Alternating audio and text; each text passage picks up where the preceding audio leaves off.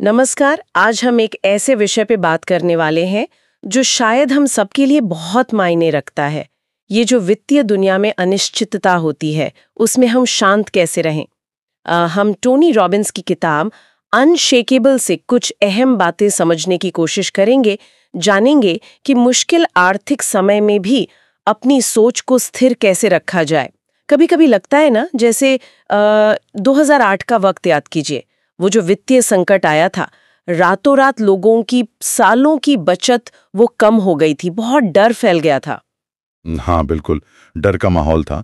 लेकिन ये भी सच है कि उसी दौर में कुछ लोग ऐसे भी थे जिन्होंने इसे एक अलग नजरिए से देखा, एक मौके की तरह, और उन्होंने अपनी दौलत को कई गुना बढ़ाया भी। तो सवाल यही उठता है कि उनकी सोच में ऐसा क्या अलग था। और बस यही आज हमारी चर्चा का मकसद है, ये समझना कि जब बाजार में उथल पुथल हो, गिरावट आए, सब कुछ हिलता हुआ सा लगे, तब भी अपनी सोच और अपने निवेश, इनको चट्टान की तरह अनशेकेबल मतलब अटूट कैसे बनाए रखें। हाँ हम बात करेंगे कि बाजार का जो डर होता है, बिल्कुल, उस पे काबू कैसे पाया जाए, बिल्कुल, और निवेश के वो कौन से जरूरी नियम हैं जो इस सफर में हमारी मदद कर सकते हैं। बिल्कुल। तो चलिए शुरू करते हैं। पहला अध्याय है अनिश्चितता की दुनिया में अटूट शक्ति और मन की शांति। अनशेकेबल होना, ये शब्द ही अपने आप में काफी वजनदार लगता है। हाँ। किताब में एक बहुत अच्छी मिसाल दी है। सोचिए कि आप एक ट्रेन में हैं जो हिल रही है, बाहर तेज हवा है, तूफान जैसा है। ज्यादातर लोग तो घबराए हुए होंगे, लेकिन उसी डिब्बे में एक इंसान है जो बिल्कुल शांत बैठा है। क्यों? क्योंकि उसे पता है कि गाड़ी पटरी पर है, चलाने वाला अनुभवी है, वो बाहर के शोर से बेअसर है। और देखिए, ये मिसाल हमारी आर्थिक जिंदगी पर कितनी सटीक बैठती है। बाहरी दुनिया में तो हमेशा कुछ ना कुछ चलता ही रहेगा। कभी नौकरी का डर सताएगा, कभी सेहत की चिंता होगी, कभी शेयर बाजार में भारी गिरावट आ जाएगी। हाँ, ये तो है। अनशेकेबल होने का मतलब ये नहीं कि आप बाहर के हालात को कंट्रोल कर लेंगे, नहीं, इसका मतलब है कि आप अपने मन को कंट्रोल करना सीख जाएंगे। जब चारों तरफ डर और घबराहट हो, तब भी शांत रहकर सही फैसला लेने की जो क्षमता है ना, वही असली ताकत है। सही कहा। लेकिन ये कहना जितना आसान है, करना उतना ही मुश्किल। सोचिए ना, अगर बाजार अचानक 20% गिर जाए तो अच्छों का दिल दहल जाता है। आमतौर पर लोग क्या करते हैं? घबरा जाते हैं, और घबराहट में सबसे पहला काम करते हैं, बेच देते हैं। हाँ, और वो नुकसान जो सिर्फ कागज पर दिख रहा था, वो असलियत बन जाता है। बिल्कुल। और यहीं पर एक अनशेकेबल सोच वाले निवेशक का नजरिया अलग होता है।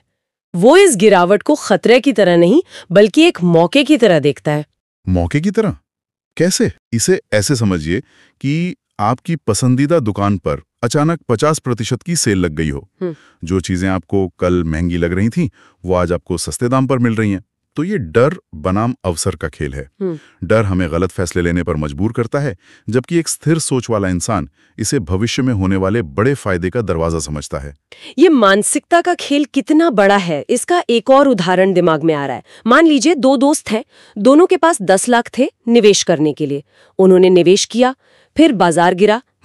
एक दोस्त इतना डर गया कि उसने अपना सारा निवेश बेच दिया।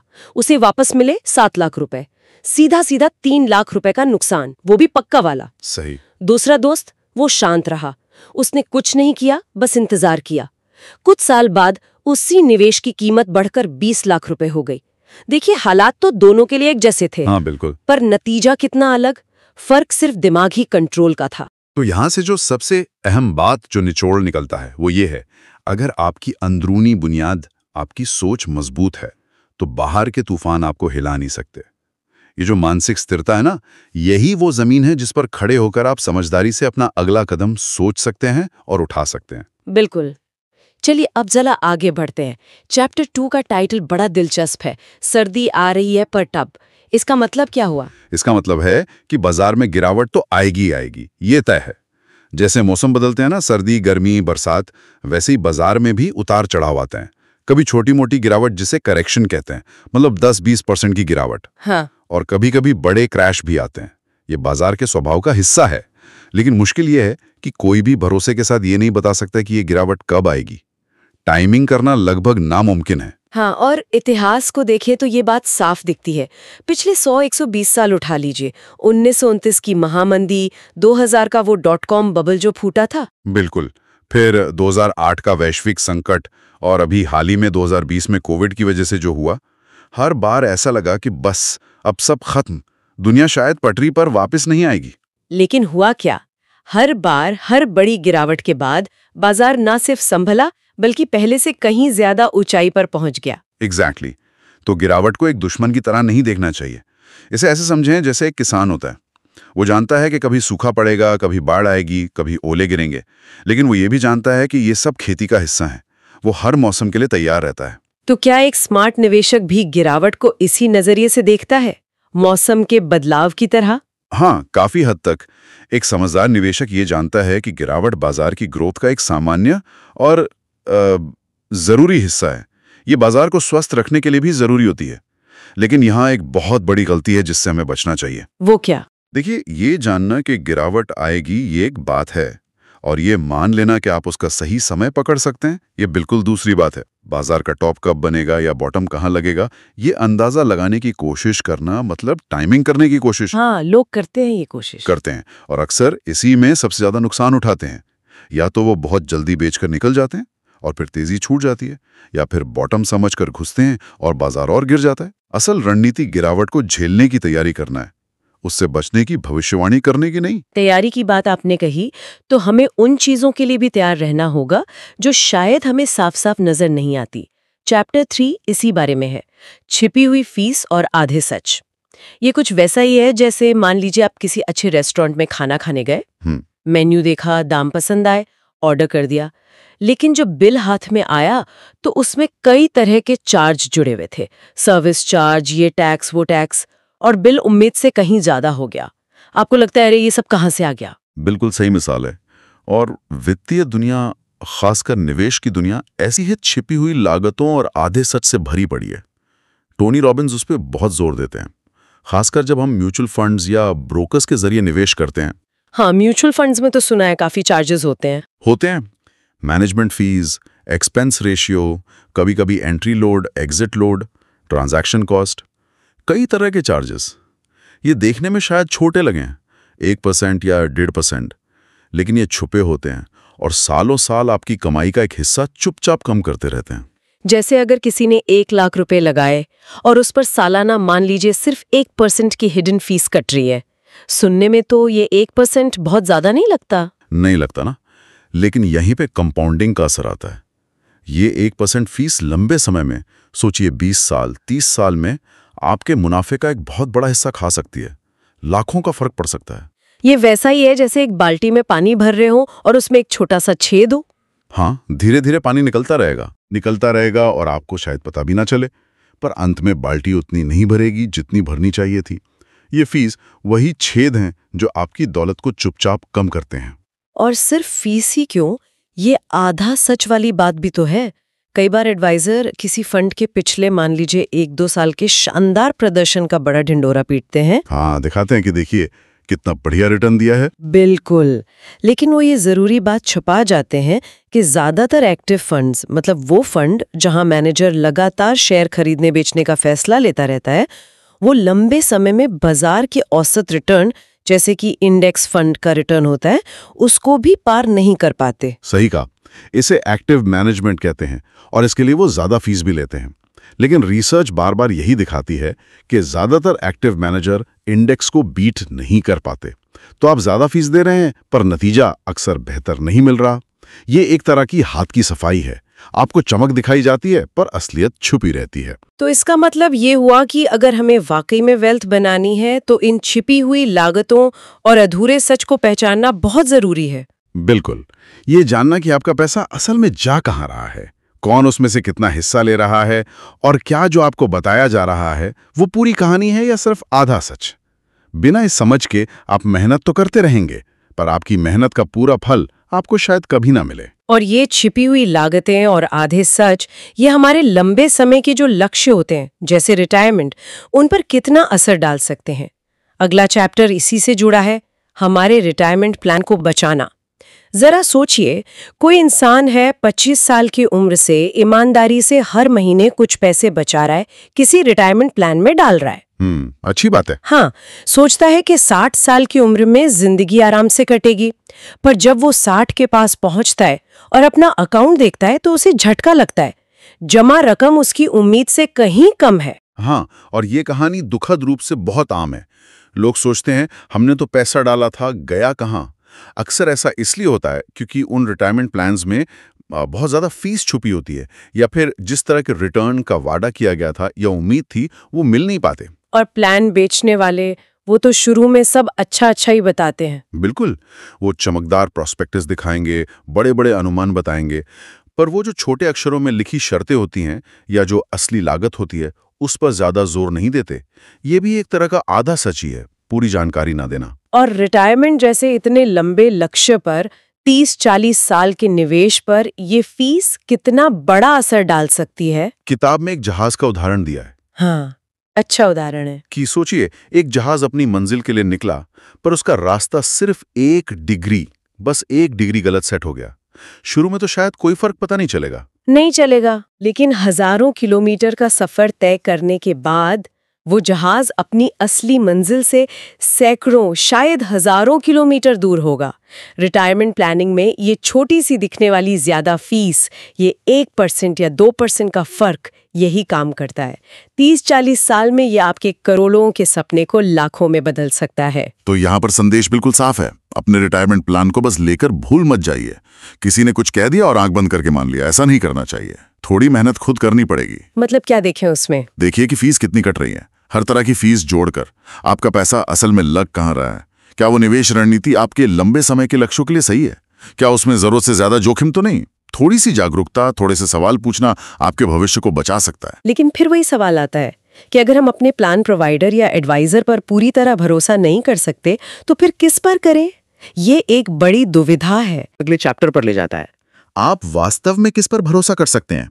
निवेश की दुनिया सलाहकारों से भरी पड़ी है और हमारी आम सोच भी यही होती है कि भाई हमें क्या पता, किसी जानकार से, किसी एक्सपर्ट से सलाह लेनी चाहिए। हाँ, हम किसी एडवाइजर या ब्रोकर के पास जाते हैं, वो बड़े अच्छे से बात करते हैं, हमारी जरूरतें समझते हैं, हमें सपने दिखाते हैं और फिर कहते हैं आप चिंता मत कीजिए, बस मुझ पर छोड़ दीजिए, मैं सब देख लूंगा। ये सुनकर एक तरह का सुकून सा मिलता है। लेकिन यहीं पर टोनी रॉबिन्स हमें एक बहुत जरूरी चेतावनी देते हैं। वो कहते हैं कि ज्यादातर लोग जिन्हें हम फाइनेंशियल एडवाइजर समझते हैं वो असल में सेल्स पर्सन होते हैं। उनका पहला काम है अपने प्रोडक्ट्स बेचना। प्रोडक्ट्स मतलब कोई खास म्यूचुअल फंड, कोई इंश्योरेंस पॉलिसी, कोई स्ट्रक्चर्ड प्रोडक्ट, और इन प्रोडक्ट्स को बेचने पर उन्हें अच्छा खासा कमीशन मिलता है। तो जाहिर सी बात है वो आपको वही चीज सुझाएंगे जिसमें उनका फायदा ज्यादा हो, भले ही वो मेरे लिए सबसे अच्छा विकल्प ना हो। हाँ बिल्कुल, हो सकता है आपके लिए कोई दूसरा सस्ता और बेहतर विकल्प मौजूद हो, पर वो शायद उसे ना बताएं क्योंकि उस पर उन्हें कमीशन कम मिलेगा या नहीं मिलेगा। ये कुछ वैसा ही है जैसे आप किसी मेडिकल स्टोर पर जाएं और केमिस्ट आपको वो दवा दे जिस पर उसे सबसे ज्यादा मार्जिन मिल रहा हो, ना कि वो जो आपके लिए सबसे असरदार हो। तो फिर असली सलाहकार कौन है, कैसे पहचाने? किताब में 2 तरह के सलाहकारों में फर्क बताया गया है। एक होता है फिड्यूशरी और दूसरा होता है ब्रोकर। फिड्यूशरी वो व्यक्ति या संस्था है जो कानूनी तौर पर आपके हित को, यानी क्लाइंट के हित को सबसे ऊपर रखने के लिए बाध्य है। उनकी सलाह आपके फायदे के लिए होनी चाहिए, ना कि उनके अपने कमीशन के लिए। अच्छा, ये तो बहुत जरूरी बात है, फिड्यूशरी। हाँ, जबकि ब्रोकर की पहली जिम्मेदारी अपनी कंपनी के प्रति होती है और उसका मुख्य काम होता है प्रोडक्ट बेचना और कमीशन कमाना। अब समस्या यह है कि आम निवेशक के लिए इन दोनों में फर्क करना बहुत मुश्किल होता है। कई ब्रोकर भी खुद को एडवाइजर या वेल्थ मैनेजर ही कहते हैं। तो फिर कैसे पता चले? आपको सीधे सीधे पूछना चाहिए, क्या आप फिड्यूशरी स्टैंडर्ड पर काम करते हैं? क्या आप लिखित में दे सकते हैं कि आप हमेशा मेरे हित को पहले रखेंगे? ये सवाल पूछना बहुत जरूरी है, क्योंकि गलत सलाहकार आपकी सालों की मेहनत की कमाई डुबो सकता है, जबकि सही सलाहकार आपको आर्थिक आजादी की राह पर तेजी से आगे बढ़ने में मदद कर सकता है। सही व्यक्ति पर भरोसा करना शायद निवेश का सबसे अहम और सबसे नाजुक फैसला है। ठीक है, मान लिया कि हमने सही सलाहकार ढूंढ लिया, या फिर हमने तय किया कि हम खुद ही रिसर्च करके निवेश करेंगे। अब जब निवेश करने की बारी आती है तो किन बातों का ध्यान रखना है? टोनी रॉबिन्स इसके लिए द कोर 4 की बात करते हैं, मतलब 4 मुख्य सिद्धांत। हाँ, कोर 4। ये निवेश की दुनिया के वो बुनियादी नियम हैं जिन्हें समझे बिना आगे बढ़ना खतरनाक हो सकता है। जैसे अगर आप क्रिकेट खेलने उतरे और आपको यही ना पता हो कि रन कैसे बनते हैं या आउट कैसे होते, तो आप खेलेंगे कैसे? बिल्कुल सही बात। तो पहला और सबसे जरूरी सिद्धांत है नुकसान न करें, डोंट लूज। ये बात वॉरेन बफेट भी कहते हैं। निवेश का पहला नियम है अपनी पूंजी को बचाना, और दूसरा नियम है पहले नियम को कभी न भूलना। ऐसा क्यों? नुकसान तो होता ही है बाजार में। होता है, लेकिन उसे कम से कम रखना जरूरी है। सोचिए, अगर आपके 100 रुपए घटकर 50 रुपए रह गए, यानी 50% का नुकसान हुआ, अब वापस 100 रुपए पर आने के लिए आपको कितना रिटर्न कमाना होगा? 50%? नहीं, आपको 50 पर 50 कमाने होंगे, यानी 100% रिटर्न। तो नुकसान से उभरना हमेशा गणितीय रूप से ज्यादा मुश्किल होता है। इसलिए बेवजह का बिना सोचे समझे जोखिम लेने से बचना पहली प्राथमिकता होनी चाहिए।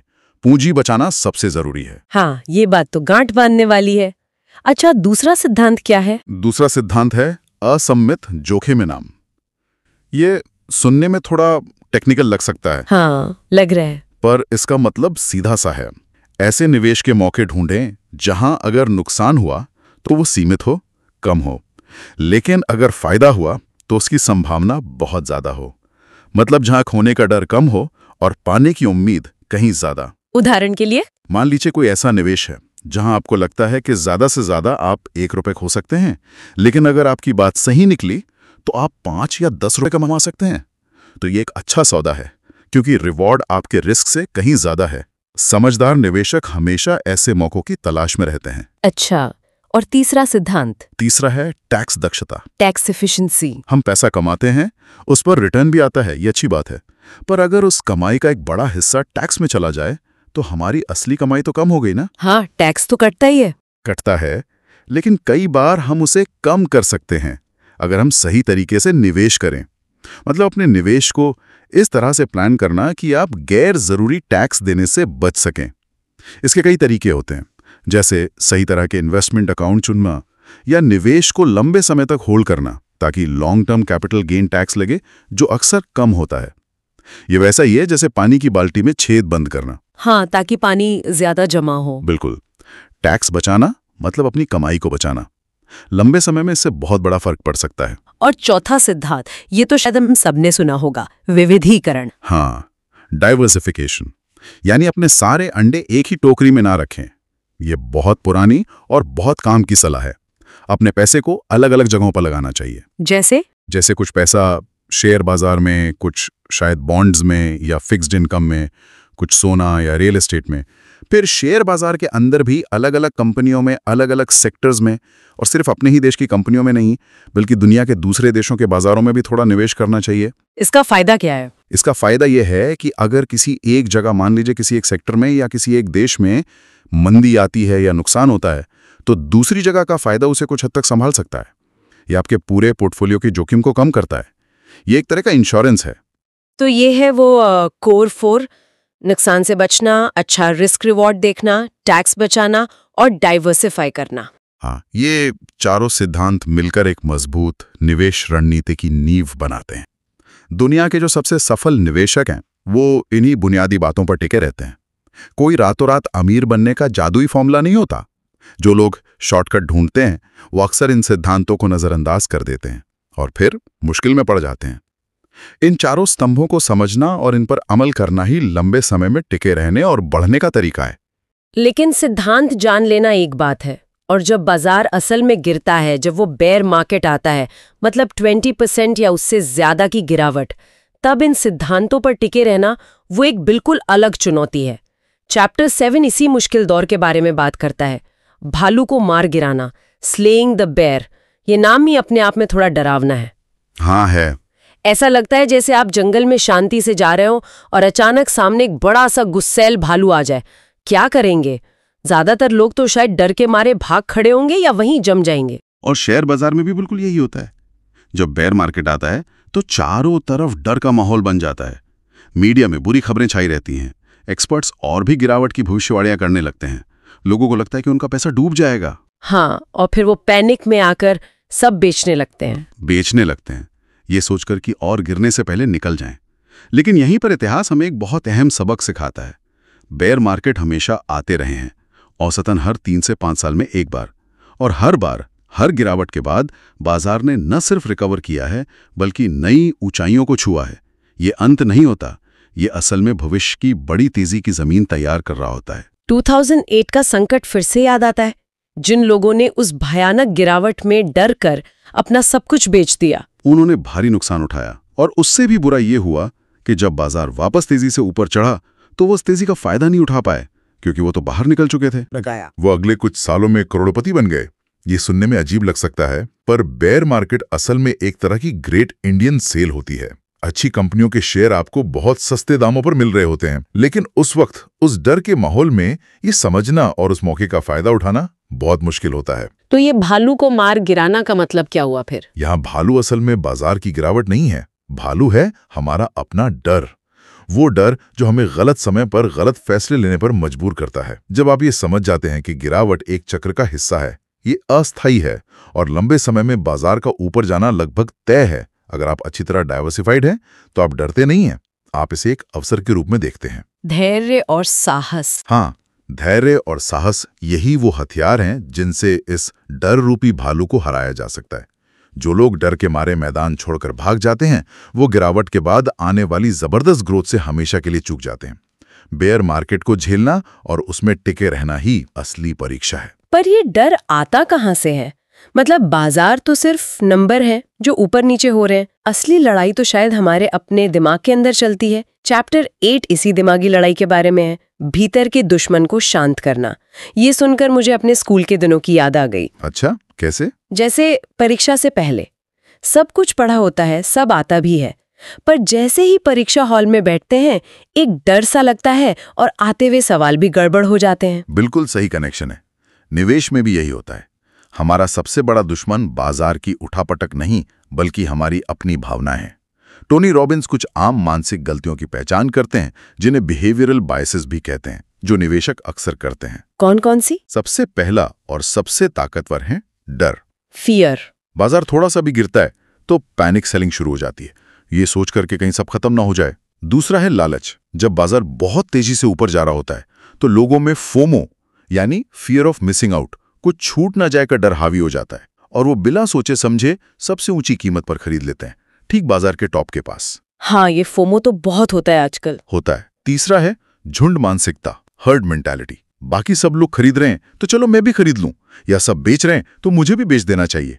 अपनी रिसर्च, अपनी जरूरत, अपने लक्ष्य सब भूलकर बस भीड़ के पीछे चलना। और चौथा है अस्वीकार, डिनायल। जब कोई निवेश नुकसान में चला जाता है तो हम उस नुकसान को स्वीकार ही नहीं करना चाहते। हम बस उम्मीद में बैठे रहते हैं कि भाव वापस आ जाएगा, जबकि कई बार बेहतर होता है कि उस गलती को मानकर उसे बेचकर अपना पैसा कहीं और बेहतर जगह लगाया जाए। बाप रे, डर, लालच, भीड़ की नकल और सच को ना मानना, ये तो वाकई भीतर के दुश्मन है।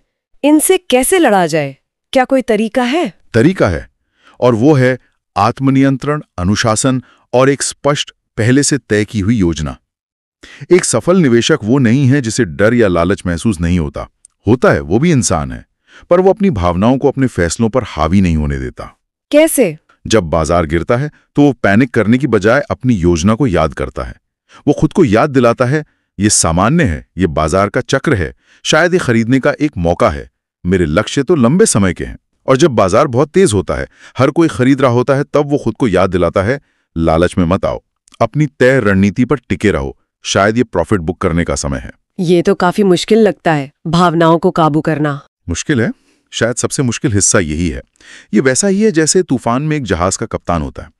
लहरें जहाज को इधर उधर फेंकने की कोशिश करती हैं, पर कप्तान पूरी ताकत और ध्यान से स्टीयरिंग व्हील को पकड़े रहता है और जहाज को अपने रास्ते पर बनाए रखने की कोशिश करता है। आपको भी अपने निवेश के फैसलों का कप्तान बनना होगा, भावनाओं की लहरों पर बहने वाला नहीं। ये बात वाकई सोचने वाली है कि आर्थिक आजादी सिर्फ नंबरों का या सही स्टॉक चुनने का खेल नहीं है। ये काफी हद तक दिमाग का, अपनी भावनाओं को समझने और उन्हें नियंत्रित करने का खेल है। बिल्कुल, भावनाओं पर काबू पाना शायद सबसे मुश्किल हुनर है निवेश की दुनिया में, पर जिसने ये सीख लिया, समझ लीजिए उसने आधी लड़ाई जीत ली। वही लंबे समय में असली दौलत बना पाता है। और असली दौलत की बात आई तो ये हमें किताब के आखिरी और शायद सबसे गहरे अध्याय पर ले आती है। चैप्टर 9, असली दौलत। यहाँ तक हमने पैसा बनाने, उसे बचाने, उसे बढ़ाने की बहुत सारी बातें की, लेकिन क्या सिर्फ बहुत सारा पैसा जमा कर लेना ही सब कुछ है? बड़ा सवाल है। सोचिए, कोई इंसान है जिसके पास बेशुमार दौलत है, अरबों रुपए बैंक में है, बड़े बड़े घर हैं, दुनिया की सबसे महंगी गाड़ियां हैं, पर उसकी सेहत खराब रहती है, उसके अपने परिवार से रिश्ते ठीक नहीं हैं, वो अंदर से बहुत अकेला और शायद दुखी भी है। क्या हम उसे सच में अमीर कहेंगे? शायद नहीं, कम से कम टोनी रॉबिन्स के नजरिए से तो बिल्कुल नहीं। उनका मानना है कि असली दौलत सिर्फ आपके बैंक अकाउंट में कितने जीरो लगे हैं इससे कहीं ज्यादा बड़ी, कहीं ज्यादा गहरी चीज है।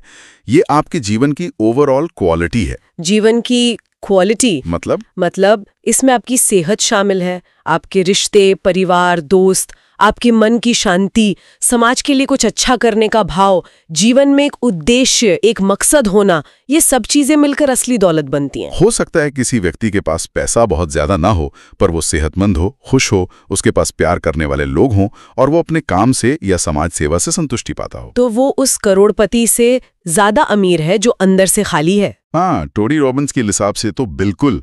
पैसा जरूरी है, इसमें कोई शक नहीं।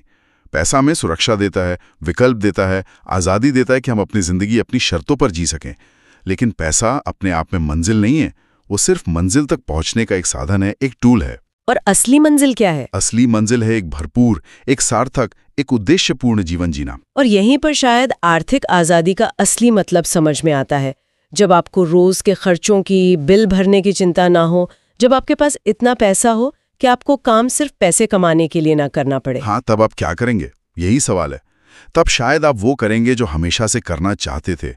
शायद आप दुनिया घूमेंगे, या अपने परिवार के साथ ज्यादा वक्त बिताएंगे, या अपनी किसी हॉबी, किसी जुनून को जिएंगे, या शायद समाज की भलाई के लिए, दूसरों की मदद के लिए काम करेंगे। ये सब चीजें मिलकर ही असली दौलत बनाती हैं। मतलब पैसे को सिर्फ पैसे के लिए कमाना शायद उतना संतोष ना दे। के लिए, अपने सपनों को पूरा करने के लिए और शायद दूसरों के जीवन में कुछ सकारात्मक बदलाव लाने के लिए एक साधन के रूप में इस्तेमाल करते हैं, तब वो सच्ची खुशी और संतुष्टि देता है, और वही असली अमीरी है। तो अगर हम इस पूरी चर्चा को समेटें तो अनशेकेबल बनना सिर्फ स्मार्ट निवेश रणनीतियों को जानने भर से नहीं होगा। नहीं, बिल्कुल नहीं। ये अपनी सोच को बदलने के बारे में है। डर को डर की तरह नहीं, बल्कि एक अवसर की तरह देखना। ये बाजार के उतार चढ़ाव को, उसके चक्रों को समझने और उन्हें स्वीकार करने के बारे में है। ये उन छिपी हुई लागतों और आधे सच से बचने के बारे में है जो चुपचाप हमारी कमाई खा जाते हैं। हाँ, और ये निवेश के उन बुनियादी सिद्धांतों, उन कोर 4 पर टिके रहने के बारे में है। और शायद सबसे बढ़कर ये अपने मन के भीतर बैठे दुश्मनों, डर, लालच, भीड़ के पीछे भागना, इन पर काबू पाने के बारे में है। और आखिर में ये याद रखना कि असली दौलत का पैमाना सिर्फ हमारा बैंक बैलेंस नहीं है। बिल्कुल, वो एक संतुलित, एक भरपूर जिंदगी है जिसमें पैसा एक जरूरी हिस्सा है, हाँ, पर वो अकेला हिस्सा नहीं है। स्वास्थ्य, अच्छे रिश्ते, मन की शांति और जीवन में एक उद्देश्य, ये सब मिलकर सच्ची दौलत बनाते हैं। तो आज की इस गहरी बातचीत के अंत में हम अपने श्रोताओं के लिए एक सवाल छोड़ जाते हैं। जरा शांति से सोचिएगा, अगर आपको पैसे की कभी कोई चिंता न करनी पड़े तो आप अपने समय का, अपनी ऊर्जा का और अपने पास जो भी संसाधन है उनका इस्तेमाल असल में कैसे करेंगे? आपके लिए व्यक्तिगत तौर पर असली दौलत का क्या मतलब है?